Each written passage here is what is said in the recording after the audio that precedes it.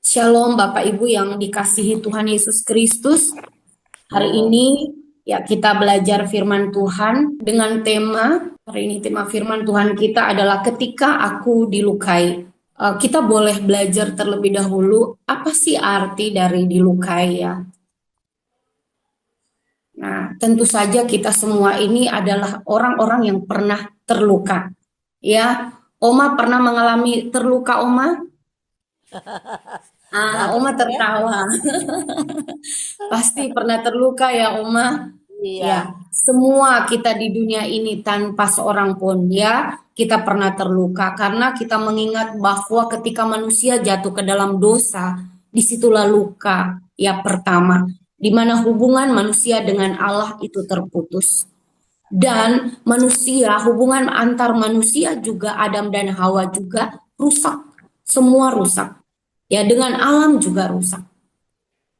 Ya, karena itulah, maka setiap orang di dunia ini pernah mengalami yang namanya luka atau terluka dan juga melukai.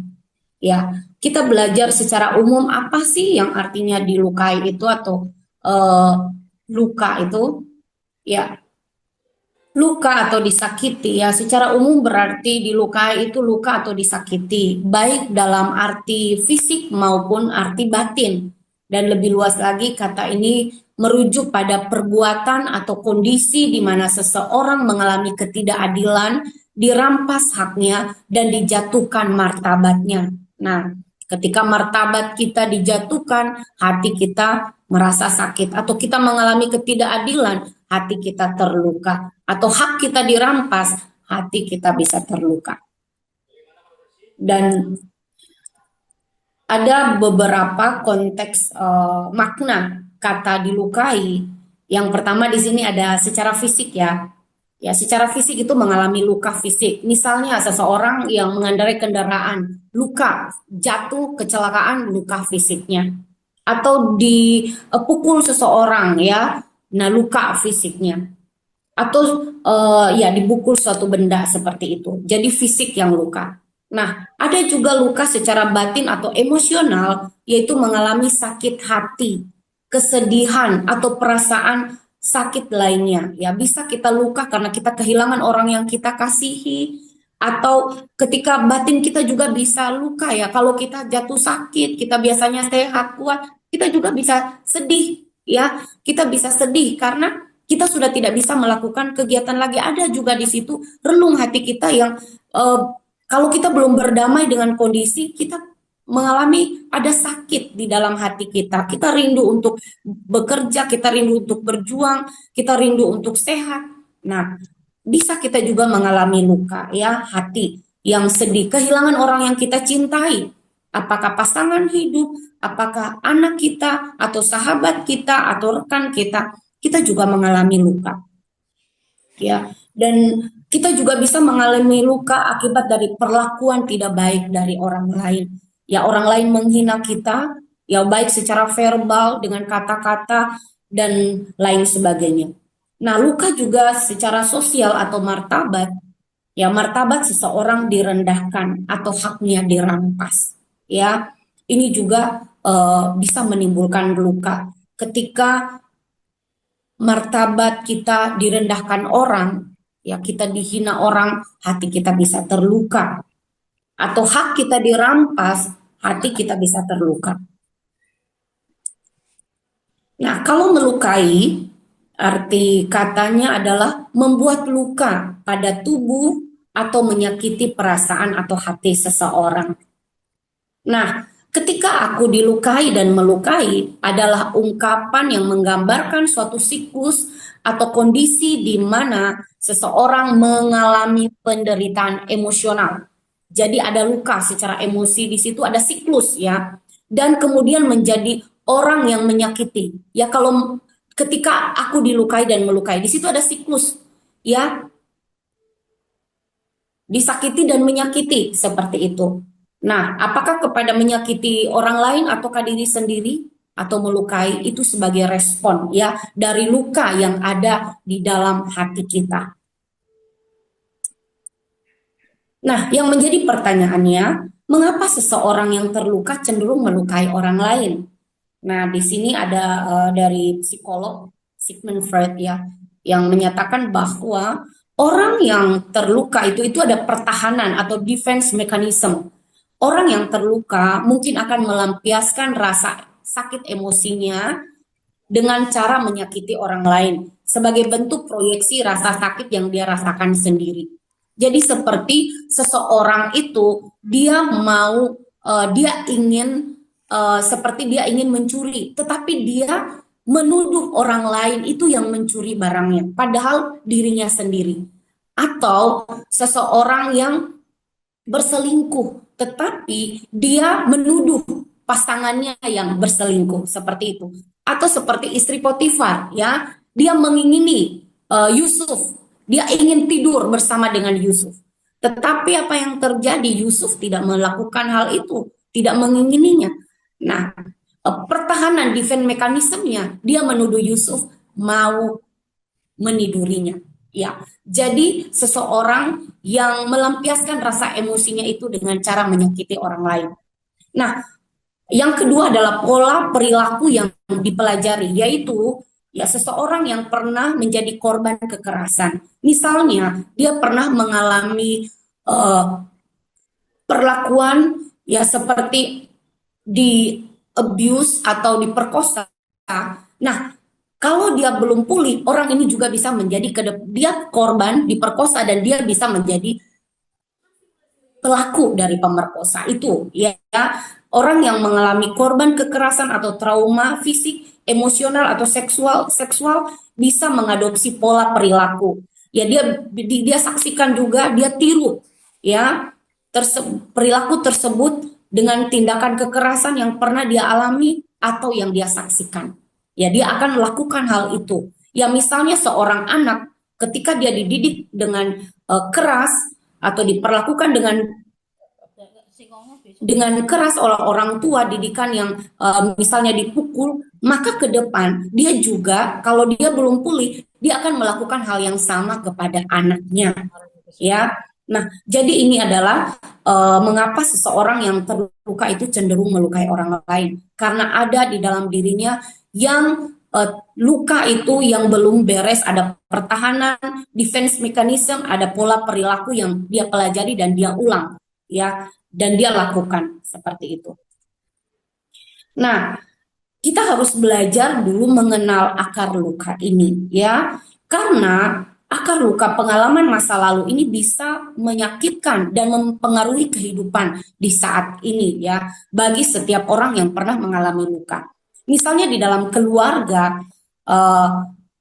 mengalami penolakan, ya, ini kita bisa lihat di tengah keluarga atau di lingkungan sekolah atau di lingkungan pekerjaan. Nah, biasanya kita pertama itu adalah di tengah keluarga, orang-orang terdekat. Ya, misalnya seorang anak sejak bayi, ya sejak di kandungan saja, dia bisa terluka ketika dia mengalami penolakan, yaitu misalnya dia lahir tidak seperti yang diinginkan, ya. Misalnya lahir di luar nikah seperti itu, ya dia mengalami penolakan. Dan yang kedua, diharapkan yang laki-laki tapi yang keluar perempuan, ya ini ada penolakan di situ, ya sejak dikandung. Atau pasangan yang menginginkan anak punya program, tetapi anak dia sudah hamil. Ya, di situ ada penolakan karena ibunya pengen dia buat karir dulu, meniti karir. Tetapi ternyata dia hamil. Jadi di situ ada pergulatan emosional seorang ibu terhadap anak yang ada, janin yang ada di kandungannya. Nah, di sini sudah terjadi penolakan. Dan setelah itu masa anak juga bisa mengalami penolakan, ya, penindasan. Dari penolakan ada penindasan kepada anak.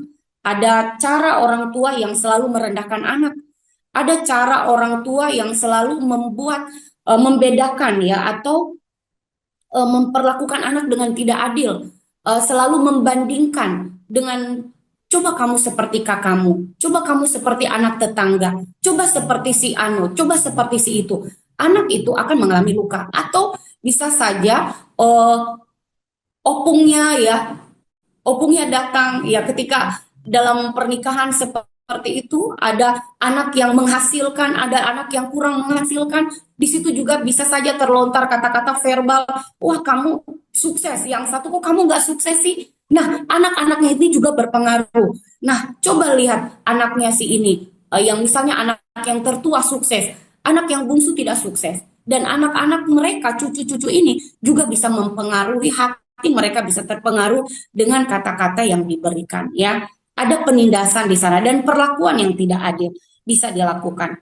Dan bisa juga dilukai oleh orang tua, ya, yang seperti tadi yang sudah kita pelajari. Ya, pendidikan yang keras dari orang tua kepada anak itu juga bisa melukai hati anak. Dan dalam pernikahan ada pengkhianatan yang terjadi antar suami istri, ya, di dalam pekerjaan, dengan sahabat, dengan rekan kerja, dengan orang tua, dengan anak, ya, bisa terjadi hal-hal yang menyakitkan hati. Di sana bisa melukai hati setiap kita, ya.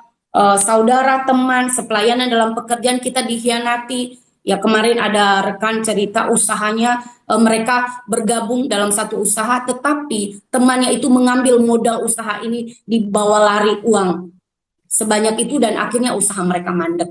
Ya, seperti itu, dikhianati oleh rekan kerja dan itu sangat melukai hati. Dan bisa saja orang tua juga, ya sudah tua, bisa juga mengalami penindasan. Ya, saya tadi baca ada seorang tua yang ditolak, yang diusir oleh anaknya dari rumah dan diminta orang tuanya untuk tinggal di panti jompo, sedangkan orang tuanya ingin tinggal di rumah mereka. Nah, ini juga bisa menimbulkan luka di hati orang tua.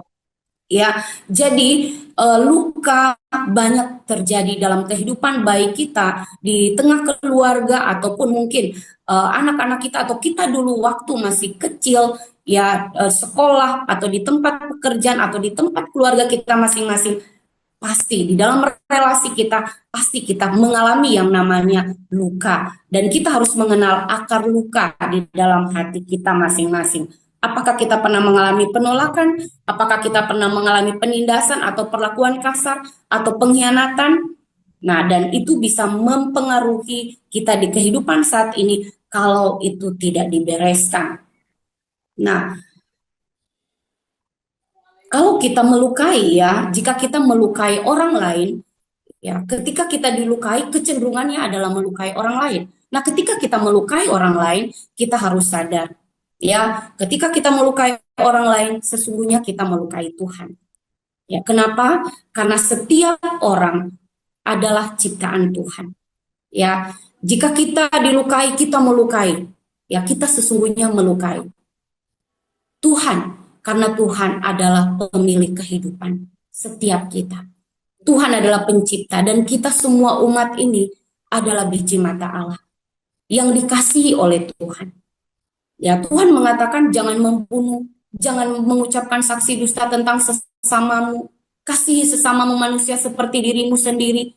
Ketika kita melukai sesama kita, sesungguhnya kita melukai Tuhan dan kita juga melukai diri sendiri. Ya, dan ini harus kita pertanggungjawabkan di hadapan Tuhan. Dan kita bisa terjebak dalam situasi yang seperti ini, ya. Ketika kita tidak membereskan hal ini di hadapan Allah atau kita belum pulih dengan luka yang kita alami di masa lalu. Dan itu bisa mempengaruhi di masa sekarang, di masa saat ini. Nah, kita belajar dari firman Tuhan, seorang Yefta, ya, Yefta adalah anak dari Gilead. Dan Yefta ini lahir dari perempuan sundal. Jadi bapaknya ini bertemu dengan perempuan sundal, maka ya jadilah si Yefta ini, ya. Nah, Yefta ini dibawa tinggal di rumah Pak Gilead. Dan Pak Gilead menikah dengan seorang wanita istri sah dan memiliki anak. Setelah mereka besar, Yefta diusir dari rumah, ya, dari keluarga bapak Gileadnya, dari bapaknya, dan dia dibenci oleh keluarganya, dan dia tidak mendapat hak waris karena dia adalah anak perempuan sundal. Akhirnya Yefta melarikan diri ke tanah Tob, dan di sana Yefta bersama-sama dengan para orang-orang yang tersakiti. Dia menjadi preman di tempat itu. Ya, dia menjadi kepala preman ya di tanah Tob ini, dan mereka dia menjadi pemimpin untuk merampok. Nah, ketika seseorang hatinya terluka, diusir dari keluarga, tidak dianggap, ya dianggap sebelah mata, akhirnya dia pergi dan berjumpa dengan satu komunitas, dan komunitas mereka adalah komunitas sesama anak-anak preman, dan mereka melukai orang lain, yaitu mereka mencuri, merampok, apa yang mereka butuhkan mereka ambil dari orang-orang. Jadi melukai sesama mereka. Nah, tapi pada satu waktu ketika orang Israel diserang, ya, ini kisah tentang Yefta ini luar biasa mengajarkan kepada kita di dalam kitab Hakim-Hakim 11, ya, ketika suatu waktu orang Israel diperangi oleh Amon, dan orang Israel membutuhkan pemimpin, maka pergilah para tua-tua Gilead menjemput Yefta dari tanah Tob. Nah, kata mereka kepada Yefta, "Mari, jadilah panglima kami dan biarlah kita berperang melawan Bani Amon." Nah, di sini Yefta mengungkapkan perasaannya. Kata Yefta, "Bukankah kamu sendiri membenci aku dan mengusir aku dari keluargaku?" Ini hati seorang anak yang telah mengalami luka di dalam keluarga, penolakan dari keluarganya. Dia dibenci dan diusir. Dan di sini dia berani untuk mengungkapkan, bukankah kamu yang membenci aku dan mengusir aku dari keluargaku? Mengapa kamu datang sekarang kepadaku pada waktu kamu terdesak? Nah, Bapak Ibu yang dikasihi Tuhan, terkadang kita memiliki sebuah pemahaman yang keliru dalam hidup. Ketika kita berhadapan dengan orang-orang yang memiliki kekurangan, apakah latar belakangnya atau apa itu bentuknya, kita bisa memandang orang itu rendah. Apakah orang itu miskin, orang itu latar belakang dari keluarga yang berantakan, atau apa saja, yang penting orang itu tidak sempurna di mata kita, ya, kita bisa melontarkan atau kita bisa mengucilkan orang tersebut, dan hal itu sangat melukai hati. Dan khususnya hari ini kita belajar dari kisah Yefta, bagaimana hatinya yang terluka, dan dia belajar untuk mengakui, dia menyadari, dia mengakui keberadaan hatinya ini, kebencian dan pengusiran yang dilakukan oleh keluarganya. Namun yang menjadi pembelajaran adalah ketika mereka berargumen, Yefta menyatakan perasaannya yang terluka ini kepada mereka, dan dia mengatakan, "Mengapa kamu datang sekarang kepadaku pada waktu kamu terdesak?" Ya, mereka mengakui, orang Gilead, ya, tua-tua mengakui, "Iya, kami butuh kamu." Yefta di tengah-tengah pengungsiannya, pelariannya, dia menjadi pemimpin dari para perampok, ya, diminta untuk memimpin umat Israel melawan Bani Amun. Ya, dilihat seorang anak yang terbuang, seorang anak yang disingkirkan, dipanggil pulang kembali untuk memimpin umat Tuhan. Dan hal ini menjadi pembelajaran bagi kita. Ketika kita melukai orang, kita perlu berhati-hati. Karena ada rancangan Tuhan di dalam kehidupan orang tersebut. Karena Tuhan menciptakan setiap orang di muka bumi ini punya rancangan. Ya, Tuhan punya rencana yang indah bagi setiap orang yang dikasihinya. Dan Tuhan menganugerahkan itu kepada Yefta. Yefta Tuhan pilih. Tua-tua Gilead pasti dalam pemeliharaan Tuhan untuk memanggil Yefta pulang memimpin Bani Amon. Dan Yefta Tuhan tuntun untuk memimpin Israel melawan Bani Amon, dan mereka menang. Dan Yefta diangkat menjadi pemimpin bagi umat Israel. Nah, di sini ada Yefta di ayat 11, maka Yefta ikut para tua-tua Gilead. Artinya, ketika dia ikut, artinya Yefta sudah mengampuni mereka. Ya, saya sangat suka di ayat selanjutnya. Tetapi Yefta membawa seluruh perkaranya itu ke hadapan Tuhan. Ini indah. Ketika seorang terluka, dilukai, ya, yang harus dia lakukan adalah keterbukaan, mengakui luka itu. Luka itu memang ada. Ya, dia tidak bisa menyangkali luka itu ada. Dia mengalami kebencian atau pengusiran, Dan ketika orang itu membutuhkan bantuannya, dia terbuka untuk membantu dan menolong. Artinya, dia sudah ada pengampunan di situ. Dia membawa perkara itu kepada Tuhan. Ini yang penting. Ketika kita dilukai, bawalah perkara itu kepada Tuhan. Karena di balik setiap peristiwa yang orang perlakukan kepada kita, pasti ada rencana Tuhan yang agung di sana. Nah, kita belajar dari penyembuhan luka yang dilakukan oleh Tuhan kepada Yefta ya. Dan bahkan kita juga ingat seorang Yusuf. Bagaimana Yusuf mengalami perlakuan dari saudara-saudaranya. Ketika saudara-saudaranya memiliki rancangan untuk membunuh Yusuf ya, untuk menghancurkan kehidupan Yusuf, adik mereka ini. Di situ Yusuf di Kejadian 50 ayat 20 ya, di saat abang-abangnya ketakutan nanti Yusuf akan membalas kepada kita ya seperti yang kita lakukan kepada dia. Mereka ketakutan berpikir bahwa Yusuf bisa melakukan hal yang sama. Ya mereka salah. Karena apa? Yusuf menerima sebuah proses. Ketika dia diproses Tuhan, ya dia tidak melawan. Ketika dia dimasukkan kakak-kakaknya ke dalam sumur, dan ketika dia dijual oleh abang-abangnya, dia tidak melawan.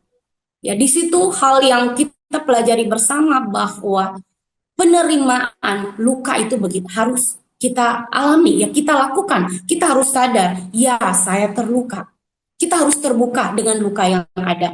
Karena Yusuf mengatakan di Kejadian 50 ayat 20, kamu mereka-rekakan yang jahat terhadap aku. Nah, sama tadi Yefta bilang, kamu membenci aku, kamu mengusir aku. Di dalam pernyataan ini ada sebuah penerimaan bahwa memang dia ditolak, dia dibenci, dia tidak diharapkan oleh keluarga itu, atau Yusuf tidak diharapkan oleh abang-abangnya. Dia menerima proses itu. Dia mengakui adanya luka. Dan dalam kehidupan kita, setiap kita pasti punya luka.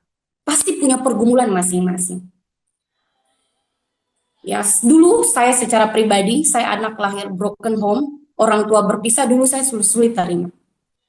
Saya tidak terima, kenapa harus begini? Kenapa mama dan papa harus berpisah? Hati seorang anak yang mengalami broken, ya hati yang patah seperti itu, ya hati yang luka, ini sangat sakit.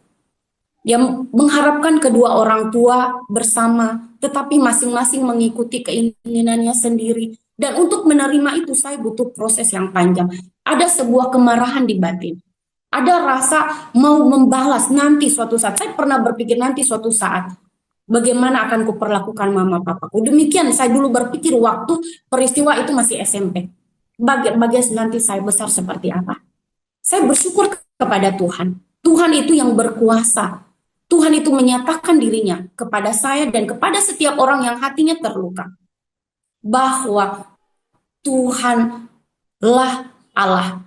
Orang lain bisa mereka-rekakan yang jahat terhadap kita, tapi Tuhan mereka-rekakan yang untuk kebaikan. Bisa saja orang tua tidak kuat di dalam kehidupan mereka, rumah tangga, masing-masing mengikuti. Tapi rencana Tuhan bagi kita, bagi saya seorang anak, ada rancangan Tuhan yang penuh dengan damai sejahtera. Saya pegang di kitab Yeremia juga, firman Tuhan adalah jawaban untuk kita menerima keadaan kita. Damai sejahtera ku berikan kepadamu. Aku rancanganku adalah rancangan damai sejahtera, bukan rancangan kecelakaan, untuk memberikan kepadamu hari depan yang penuh pengharapan. Dan Yesus juga berkata, aku memberikan damai sejahtera bagimu. Dan damai sejahtera yang kuberikan tidak seperti yang diberikan oleh dunia ini kepadamu. Jadi betapa pentingnya bagi kita untuk terbuka. Ya, saya belajar menerima kondisi. Dan ketika masuk STT, disitulah saya mulai terbuka dan saya bisa mengungkapkan, menyaksikan di hadapan teman-teman. Dan ternyata di depan teman-teman ada beberapa rekan-rekan saya juga mengalami nasib yang sama seperti saya. Dan justru mereka berterima kasih karena saya terbuka mengungkapkan hal itu. Karena yang lain berpikir itu adalah aib. Dan bahkan ada rekan saya yang menyatakan mamanya itu adalah kakaknya. Dia tidak mau mengakui itu mamanya. Sampai segitu sakitnya. Dan bagaimana hati orang tua itu? Ya, dia juga mengalami luka, luka dan luka dan luka, dan tidak ada pemberesan. Kita bersyukur kepada Tuhan, ada Yesus yang datang untuk menolong, membalut luka kita. Ya, Tuhan Yesus adalah jawaban. Oleh karena itu, dalam proses kita, dalam penyembuhan luka, bawalah kepada Tuhan.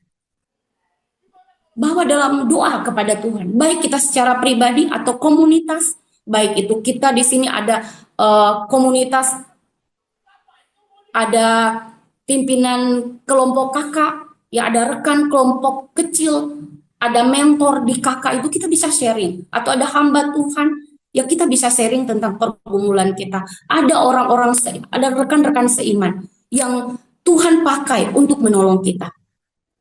Ya, saya di kampus ada dosen, ya saya bisa sharing, terbuka, dan puji Tuhan ada hamba-hamba Tuhan yang menolong dan ditolong oleh Tuhan. Ya, memakai setiap orang. Ya, di dalam kitab Matius 11, ya di sana dikatakan, Tuhan berkata, marilah kepadaku semua yang letih lesu dan berbeban berat. Aku akan memberi kelegaan kepadamu. Betapa pentingnya kita umat Tuhan menyadari hal ini. Karena luka di batin ini, tidak ada orang yang bisa sembuhkan. Dan bahkan diri kita sendiri tidak sanggup. Kita butuh yang maha kuasa, yang kasihnya lebih dari segalanya, yang memberikan nyawanya, darahnya yang suci. Karena luka ini adalah dosa. Di dalamnya ada kecewa, ada marah, ada pengen rasa membalas, dendam. Itu adalah dosa. Dan dosa ini harus ditolong, harus dihapuskan. Dan hanya Yesus yang sanggup menghapuskan segala dosa kita dari luka kita dengan darahnya yang mahal. Dan kita membutuhkan Tuhan. Karena itu sebagai orang percaya, kita butuh Allah. Karena itu kita perlu untuk datang berdoa dan bersekutu di hadapan Tuhan. Meminta belas kasih Tuhan. Saya tadi renungan firman Tuhan, seperti seorang hamba perempuan kepada nyonyanya. Demikianlah seperti seorang hamba laki-laki kepada tuannya.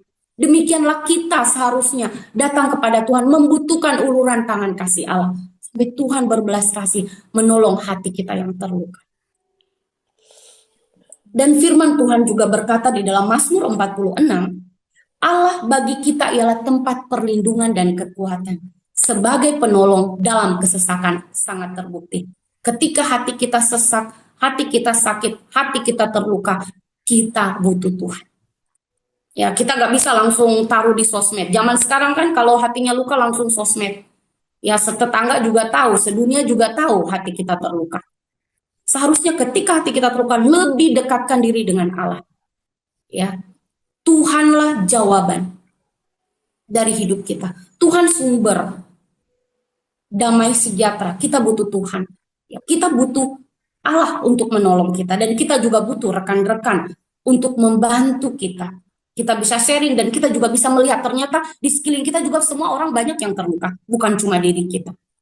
Dan di situ kita bisa dikuatkan dan bertumbuh bersama. Dan penting sekali ada komunitas kelompok kecil. Karena di situ kita bisa tumbuh bersama di dalam Tuhan. Dalam kehidupan kita sementara di dunia ini kita butuh rekan-rekan seiman. Di dalam proses kita menjalani kehidupan.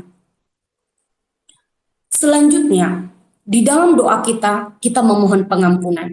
Nah, kenapa saya di sini tulis memohon pengampunan untuk diri sendiri? Ingat baik-baik. Ketika kita dilukai, hati kita ini sakit. Dan hati sakit, tentu saja di situ ada marah, ada benci, ada ingin membalas. Nanti balas tau gitu kan hati kita. Nah, bukankah itu adalah dosa di hadapan Tuhan?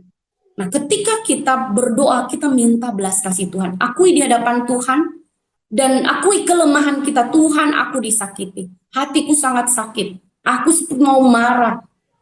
Ya, ungkapkan semuanya. Aku sangat benci sekali. Aku diperlakukan seperti ini oleh si A misalnya. Dia tidak menghargai, martabatku seperti diinjak. Ya, seperti kita ungkapkan saja apa yang kita alami. Dan kita memohon kemurahan Tuhan. Tuhan, ampuni saya. Karena saya sudah memendam sakit hati ini. Ya, orang itu nggak tahu kita sakit hati. Ya, dia senang-senang di sana. Ya, kita sendiri yang bergulat dengan diri sendiri. Dan kita mohon Tuhan tolong saya, ampuni saya. Nah, ketika kita mengalami hubungan dengan Tuhan yang indah ini, Tuhan juga akan memberi kita pemahaman untuk mengampuni orang itu. Kita juga berdoa, Tuhan tolong saya, beri saya kekuatan untuk mengampuni orang yang melukai hati saya, kasihani saya. Di dalam kitab Kolose dikatakan demikian, sabarlah kamu seorang terhadap yang lain, dan ampunilah seorang akan yang lain apabila yang seorang menaruh dendam terhadap yang lain. Sama seperti Tuhan telah mengampuni kamu, kamu perbuat jugalah demikian. Jadi betapa pentingnya kita sebagai orang percaya, ya, di dalam kehidupan kita, di dalam keluarga, bagaimana di dalam kehidupan relasi kita dengan rekan-rekan, dengan rekan-rekan seiman, ataupun dengan masyarakat yang beda iman.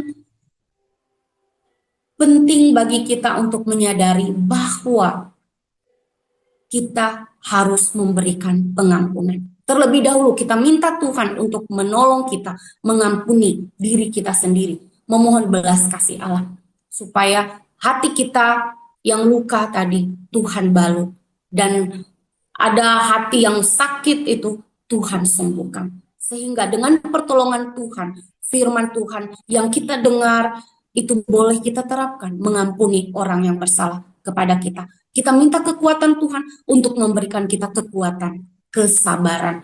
Karena kasih itu sabar. Ya, di dalam 1 Korintus 13, kasih itu sabar. Dan diakhiri, sabar menanggung segala sesuatu. Ini tidak mudah. Ya, tidak mudah untuk sabar menanggung segala sesuatu dalam perjalanan hidup. Ya, saya ingat waktu peristiwa kami pelayanan ke salah satu daerah provinsi Aceh. Kita di sana kita sudah meninggalkan orang tua, meninggalkan keluarga, kita pergi melayani orang-orang yang di luar orang Kristen, dan kita mengasihi mereka pasca tsunami. Ketika kita dalam pelayanan, apa yang dilakukan? Apakah semua orang bisa terima kehadiran kita? Tidak. Ada yang menerima, ada yang tidak. Menerima karena mereka butuh pertolongan, ya, butuh bantuan. Nah, ketika kita menjalani proses pelayanan, ya, kami pernah didatangkan kepolisian, polisi datang untuk untuk membawa kami, untuk menangkap kami sekeluarga. Dan pada saat itu saya baru 2 minggu lahir Cia dengan dilahir sesar, dan di beberapa malam, 3-4 malam berturut-turut di jam 12 malam. Dan 2 minggu itu Pendeta Gelen pergi ke kota untuk belanja kebutuhan kami. Karena kami pulang dari rumah sakit, nginap di rumah teman, dan balik ke kampung. Setelah itu sampai di sana, kami didatangi oleh polisi. Dan mereka mau menangkap kami dengan laras panjang, dengan mobil untuk membawa kami ke kantor polisi. Karena dinyatakan bahwa kami melakukan kristenisasi. Dan pada saat itu Pendeta Gelen mengalami kecelakaan. Dan dia terbaring, ya, sedang terbaring sakit. Jadi saya merawat anak dan merawat beliau. Dan bagaimana hati sedih, keserasinya kita sedih. Ya, sedih sekali. Kenapa? Ketika kita membantu orang, melayani mereka, supaya mereka mengenal Tuhan dan membantu mereka di dalam kehidupan melewati pasca tsunami ini, tetapi kita mendapatkan perlakuan demikian, itu sangat sakit. Ya, dan di situ kita menyadari bahwa ketika kita melayani Tuhan, tidak semua hal-hal yang kita alami, kita jalan itu semuanya nyaman dan senang. Kita akan mengalami yang namanya penganiayaan, yang namanya perlakuan tidak adil dari orang. Dan kami dinyatakan kepala kami tidak dijamin lagi di daerah itu. Mengalami pengancaman. Ya, kami dianggap seperti teroris. Tetapi puji Tuhan, Tuhan yang menaruh hati untuk mengasihi mereka dan mengampuni mereka. Dan Tuhan menolong kita. 2 tahun setelah itu kita bisa bertahan sampai 5 tahun lebih. Nah, goncangan lagi terjadi. Nah, di dalam hal ini ketika kita melayani tidaklah mudah. Ketika kita mengikut Tuhan, ketika ada orang yang melukai hati kita, orang yang salah pengertian tentang kehadiran kita, kita harus sadar ketika kita mengikut Tuhan, Tuhan bersama dengan kita. Dan Tuhan yang menggendong kita. Dan di dalam doa itu kita menyerahkan diri kepada Tuhan. Tuhan, tolong aku. Peluk aku, bawa aku dalam dekapan, sehingga aku mengerti maksudmu, sehingga aku bisa kuat melewati fase sulit dalam hidup. baik mengikut Tuhan, dalam kehidupan keluarga, di dalam pelayanan, apapun yang kita kerjakan. Ketika kita mengalami yang namanya dilukai, Tuhan yang akan beri pertolongan. Dan Tuhan juga yang memampukan kita untuk mengampuni. Selanjutnya, kita bisa memandang luka atau perlakuan yang tidak baik kepada kita, itu di dalamnya itu ada rencana Tuhan. Ya, ada rencana Tuhan di balik luka. Ada rencana Tuhan di balik peristiwa yang menyakiti hati kita. Ada rancangan Tuhan di balik semua itu. Ya, kalau kita bisa menengok ke belakang perjalanan hidup ini, pasti kita pernah mengalami yang namanya luka. Dan ketika kita bilang, oh ternyata maksud Tuhan ini ya. Oh ternyata maksud Tuhan ini ya. Ya, seperti Yusuf tadi. Rekan-rekannya, saudara-saudaranya merancangkan yang jahat, tetapi Tuhan merancangkannya untuk kebaikan. Mungkin pada saat itu kita masih belum paham. Tetapi kita harus sadar, kita tidak boleh curiga kepada Allah. Tetapi kita harus sadar bahwa di balik setiap peristiwa, sebagai orang percaya, ketika kita diproses, mengalami luka atau hal-hal yang menyakitkan, peristiwa-peristiwa menyakitkan, pasti ada rencana Tuhan di dalamnya. Di dalam Roma 12, ya, dikatakan demikian, saudara-saudaraku yang kekasih, janganlah kamu sendiri menuntut pembalasan. Ya, tetapi berilah tempat kepada murka Allah, sebab ada tertulis, pembalasan itu adalah hakku. Aku yang akan menuntut pembalasan, firman Tuhan. Tetapi jika seterumu lapar, berilah dia makan. Jika ia haus, berilah dia minum. Dengan berbuat demikian, kamu mengumpulkan bara api di atas kepalanya. Janganlah kamu kalah terhadap kejahatan, tetapi kalahkanlah kejahatan dengan kebaikan. Ketika kita mengalami yang namanya luka, mari kita belajar. Dan saya juga untuk diri sendiri, firman Tuhan ini mengingatkan saya kembali. Bagaimana kamu ketika kamu melayani di daerah ini, kamu mengalami salah pemahaman di sana. Ketika masuk juga ke daerah ini, Tuhan bawa, di situ juga ada salah paham juga terjadi di sana. Ketika di tempat ini, sebagai hamba Tuhan, ya, kita harus menyadari bahwa ada rancangan Tuhan di balik setiap peristiwa. Anak-anak Tuhan, ya, karena Tuhan mengatakan, berbahagialah orang yang dianiaya karena kebenaran. Mereka lah yang mempunyai kerajaan surga. Dan ketika kita di dalam persekutuan dengan Tuhan, berdoa kepada Allah dan mengalami kelepasan dari hati yang sakit, luka itu, dan kita melihat di balik peristiwa yang kita alami ada rencana Tuhan yang indah, di dalamnya ada ungkapan syukur. Ya, walaupun kita dalam keadaan susah dan sulit, ya, seperti Silas, Petrus, Paulus, ketika mereka di penjara, mereka bisa memuji Tuhan, mengagungkan Tuhan. Penjara tidak bisa membelenggu. Masalah tidak bisa membelenggu kita untuk memuji Allah. Ya, banyak orang yang terpuruk, tidak sanggup memuji Tuhan, tidak sanggup keluar dari situ, masih terpuruk, terkungkung dengan sakit, dengan luka.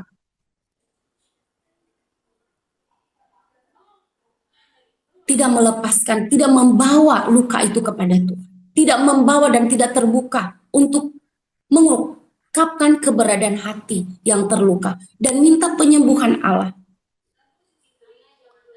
Masih terbelenggu. Ketika orang terbelenggu, dia akan melakukan luka yang sama. Ketika kita dikhianati oleh seseorang, ya, kita bisa ada rasa trauma, takut lagi nanti dikhianati, takut lagi nanti disakiti, takut lagi begini, takut lagi begitu. Ada ketakutan-ketakutan yang terjadi dalam kehidupan setiap orang yang pernah mengalami namanya dilukai. Tetapi ketika kita membawa kepada Tuhan, terus-menerus kita datang kepada Allah, memohon belas kasih Allah, memohon pengampunan Tuhan. Ya, terkadang juga luka itu kita juga melukai diri sendiri, kan. Ya, kita mohon Tuhan, ampuni saya. Tolong saya, ampuni orang yang melukai saya. Nah, dan kita memandang setiap peristiwa itu yang menyakitkan itu, di dalamnya ada rencana Tuhan yang baik ke depannya. Maka ada ungkapan syukur di dalamnya. Di 1 Tesalonika 5 ayat 18 berkata, mengucap syukurlah dalam segala hal. Sebab itulah yang dikehendaki Allah di dalam Kristus Yesus Tuhan bagi kamu. Ini nggak mudah. Bagaimana kita bisa mengucap syukur? Ya, saya mengingat ketika kami dalam pelayanan demi pelayanan satu tempat ke tempat yang lain yang berbeda suku, berbeda latar belakang, berbeda banyak hal, ya. Eh, Ketika kami dihambat untuk mengajar di sekolah karena kami tugasnya adalah di sekolah ini waktu di Aceh, dan mereka berusaha untuk menghambat kita dalam pelayanan di sana. Kami pergi di satu tempat dan di sana kami memuji Tuhan. Ada hutan, di situ saya masih ingat ada hutan dan di sana kami bawa gitar. Kalau kita gitar di rumah nggak bisa karena dilarang. Jadi kami bergitarnya pergi ke hutan dan ternyata hutan itu adalah tempat kuburan massal dari masyarakat setempat yang dikuburkan. Dan di sana justru kami memuji Tuhan. Kami mengagungkan nama Tuhan. Nah, ini juga mengingatkan saya, Tuhan ingatkan saya, ketika diperlakukan dengan tidak, bawa kepada Allah dan puji Tuhan. Mengucap syukur dalam segala hal. Kita tidak bisa terbelenggu. Karena luka ini, saya berpikir luka ini ya, seperti namanya adalah sampah. Kita menyimpan sampah. Bayangkan kalau sampah itu ada di rumah kita dan itu tidak kita buang, bagaimana sampah itu membuat penyakit di dalam rumah kita, membawa penyakit, berbagai jenis penyakit. Demikian juga kalau sampah di dalam hati kita, kita genggam, kita pendam, maka sampah hati ini bisa menyebabkan berbagai sakit penyakit dan melukai juga relasi kita ke depannya dan terlebih hubungan kita dengan Tuhan. Itu terhalang. Seperti ada awan yang menutupi. Kita tidak, kalau kita memendam, tetapi kalau kita mengakui diri kita, Tuhan ini aku, beban berat. Aku letih lesu lunglai, beban berat, banyak pergumulan. Ceritakan kepada Tuhan. Karena Tuhan yang menawarkan, mari anakku, kamu yang letih lesu beban berat, aku beri kelegaan kepadamu. Dan Tuhan bilang, damai sejahtera aku berikan kepadamu. Apa yang kuberikan tidak seperti yang diberikan dulu. Kita memiliki cara pandang yang berbeda. Dan ada ungkapan syukur di dalamnya. Ketika kita melewati fase demi fase hidup. Dan walaupun dalam kondisi sulit itu, kita bisa melihat situasi. Dan situasi tidak membelenggu kita. Kita tidak melakukan hal yang sama orang lakukan kepada kita. Tetapi kita berdoa dan kita menaikkan syukur. Dan ketika kita berjumpa dengan orang tersebut, ya, kita dengan hati yang lapang, dengan hati yang damai. Penting bagi kita untuk belajar, dan saya secara pribadi harus terus belajar melewati fase demi fase hidup dalam mengikut Tuhan ketika mengalami luka.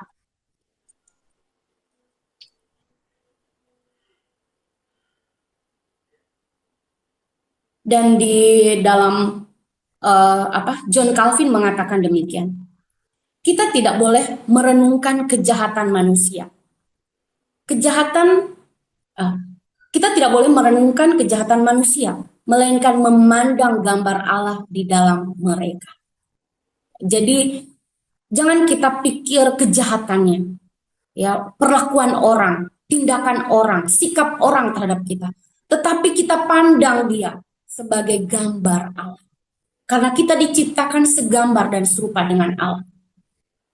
Gambar yang menutupi dan menghapus kesalahan mereka.